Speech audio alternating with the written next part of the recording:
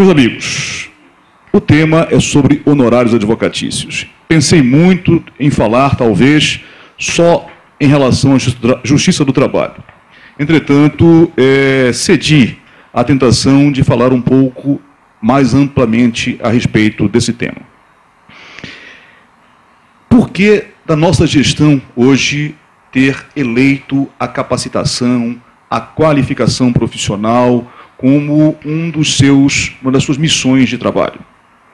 Digo aos senhores, por um motivo muito claro para todos nós, que fazemos a nossa entidade, essa entidade forte que assim é. A importância da advocacia para o Estado democrático de direito.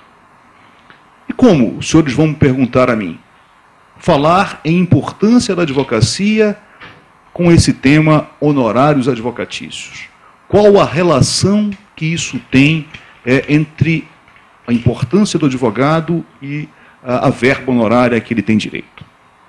Inicio, talvez, tentando justificar com base na Constituição da República.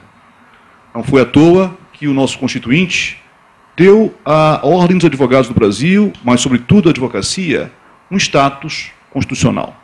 O advogado é uma função essencial à administração da justiça.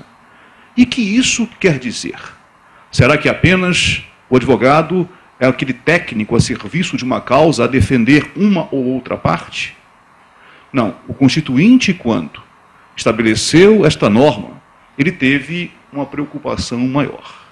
E por que só para nós, advogados? Justamente porque nós, advogados, temos um papel de fazer a defesa da sociedade, a defesa dos direitos e garantias fundamentais contidos no artigo 5º da Constituição Federal. Portanto, a nossa missão não pode ser lida de uma forma isolada para aplicabilidade apenas em relação à justiça, em relação ao Poder Judiciário. Não. A missão da advocacia transcende. E ela vai dentro de uma perspectiva maior, que é justamente a questão de defender as liberdades individuais e coletivas, os direitos e garantias fundamentais do cidadão brasileiro. Aquilo que a gente sempre diz, a defesa das liberdades. Portanto, esse tema precisa ser, sim, iniciado a partir desse patamar constitucional de situar a advocacia dentro desse paradigma ou dentro dessa eu diria, situação de tratamento constitucional que ela precisa ter. E mais para isso, o advogado não pode simplesmente ser jogado às feras. Ele precisa ter independência, ele precisa ter autonomia para exercer a sua função de uma forma corajosa, de uma forma livre, de uma forma independente. E é claro que o ordenamento jurídico nos confere uma couraça, nos confere uma proteção. E que proteção é essa? São as prerrogativas profissionais que temos, que são aqueles direitos do cidadão brasileiro de ser bem defendido. E aí chego, ou tento chegar, dentro desse íter constitucional, à questão dos honorários advocatícios. O advogado é essencial na administração da justiça. O advogado deve ter independência e autonomia. E o cidadão precisa ter uma boa defesa.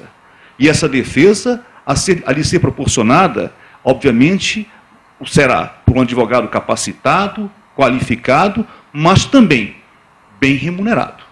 Nós não podemos ter uma disparidade de tratamento entre a magistratura, o Ministério Público e a advocacia. E por que não podemos ter?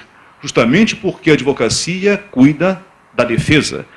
E o cidadão precisa ter uma defesa adequada e o advogado ser muito bem remunerado pela defesa que faz, até para dar a verdadeira efetividade ao amplo acesso à justiça que é inerente à Constituição da República e que faz prevalecer cada vez mais o Estado democrático de direito.